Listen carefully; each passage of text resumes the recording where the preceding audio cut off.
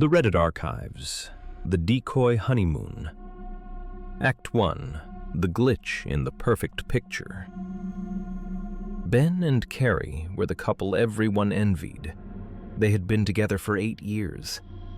They were 2 weeks away from their wedding. The invitations were out, the deposits were paid, and the honeymoon to Bali was booked.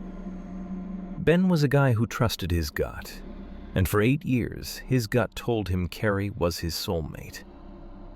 But one Tuesday night, the clock struck 11 p.m., and Carrie wasn't home.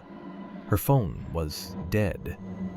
When she finally walked in at midnight, she smelled like wood smoke and expensive gin. She told him she had a flat tire, and her boss helped her change it. Ben didn't argue. He just watched her go to the shower. But as she left the room, her iPad, synced to her phone, lit up on the nightstand. It was a text from a contact named The Office. It said, "I can still smell you on my sheets.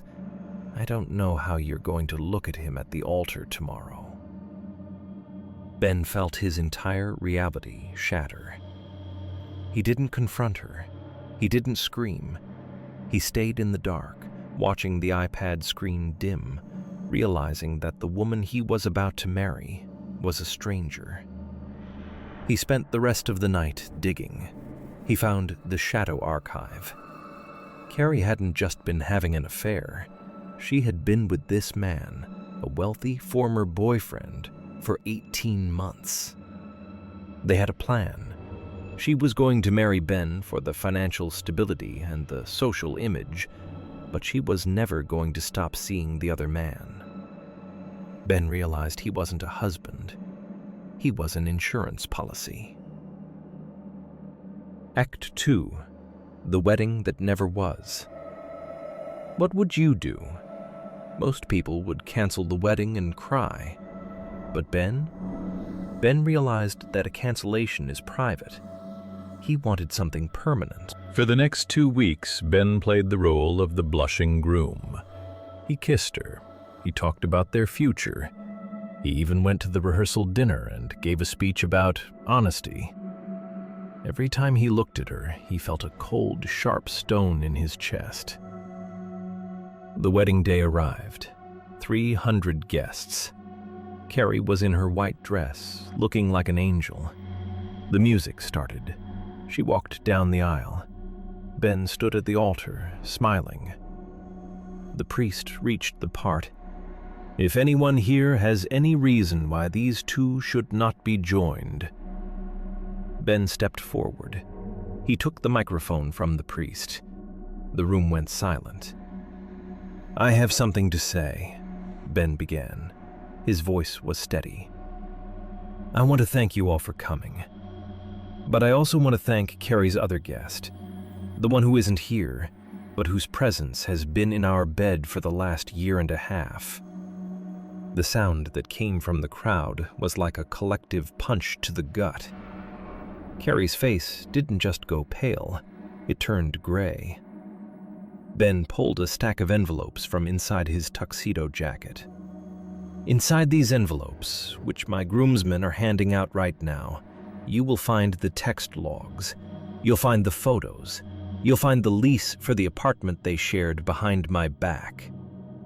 "The wedding is off," Ben said into the dead silence.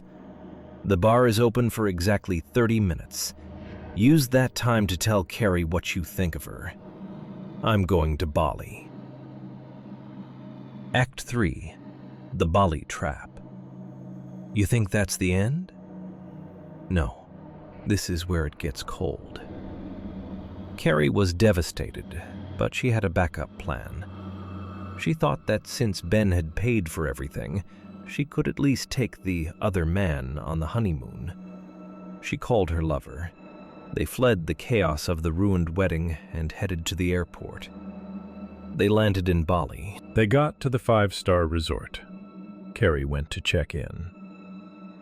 The concierge smiled and said, "Ah, Mr. and Mrs. Smith, we've been expecting you, but there's a small issue with the payment." Ben hadn't canceled the trip. He had modified it. He had used his access to their joint account, which he had mostly funded, to pay for the flight out. But he had set the hotel reservation to pay on arrival. Then, the moment they were in the air, Ben had drained the joint account and closed it. He had also reported his credit cards as stolen. Carrie and her lover were stuck in a foreign country with no money, no hotel, and a $15,000 bill for the non-refundable luxury villa. But it gets worse. Ben had called Carrie's parents, who were wealthy and deeply religious, and told them exactly why their daughter was in Bali with another man. They cut her off, completely. The other man, seeing that the free vacation was now a financial nightmare, abandoned Carrie at the airport in Bali. He bought a solo ticket home and blocked her number.